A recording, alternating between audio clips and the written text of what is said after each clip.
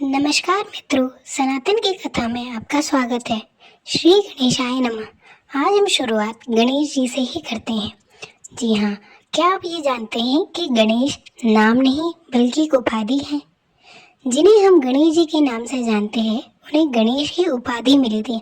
उनका नाम गणेश नहीं है। गणेश का अर्थ होता है गणों के ईश, यानी गणों के देवता या गणों में श्रेष्ठ। तो गणों का राजा भी इसे कह सकते हैं। तो गण कौन हुए? गण महादेव के जो भक्त थे, जो वहाँ पर कैलाश पर्वत पर रहते हैं, जैसे नंदी, श्रृंगी इत्यादि, ये सारे गण हैं।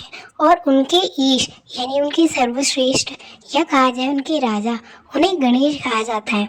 और उन्हीं गणेश की उपाधि हमारे भगवान श्री गणेश को मिली थी। अब आप कहेंगे हमने भी तो गणेश कहा। अब उनकी ये उपाधि इतनी लोकप्रिय हो गई कि लोग उन्हें उसी नाम से जानने लगे। पर वास्तविकता ये है कि हमारे भगवान श्री गणेश का वास्तविक नाम विनायक है। जी हाँ, उनके जन्म के समय माता पार्वती ने उनका नाम विनायक दिया था।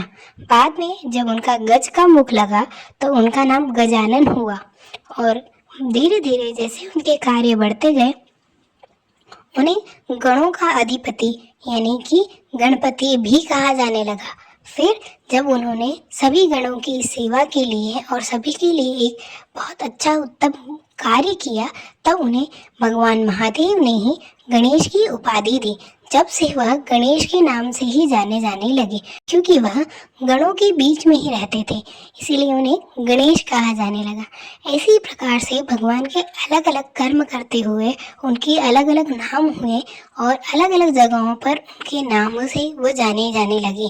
पर अब उनका जो प्रमुख नाम है, हम जिसे सब जानते हैं, वो गणेश ही है। और गणेश के नाम से वो सबसे ज़्यादा विख्यात हुए। और हम अलग अलग नाम से गणेश को बुलाते हैं। जैसे यदि हम कहें तो अष्टविनायक में भी अलग अलग गणपति है, जिन्हें उनकी जगहों के अनुसार, उनकी उपाधि के अनुसार पुकारा जाने लगा है। परंतु उनका वास्तविक नाम, जो कि उनकी माता के द्वारा यानी देवी पार्वती के द्वारा दिया गया था, वो विनायक ही था। और विनायक का अर्थ ये होता है कि जो विघ्न का नाश करे, वो विनायक होता है। इसलिए उन्हें विघ्नेश भी कहा जाता है। और ऐसे ही आगे चलते हुए गणेश जी के कई नाम हुए और ऐसे ही उनके जुड़ते जुड़ते कई नामों के साथ साथ उन्हें जाने जाने लगा।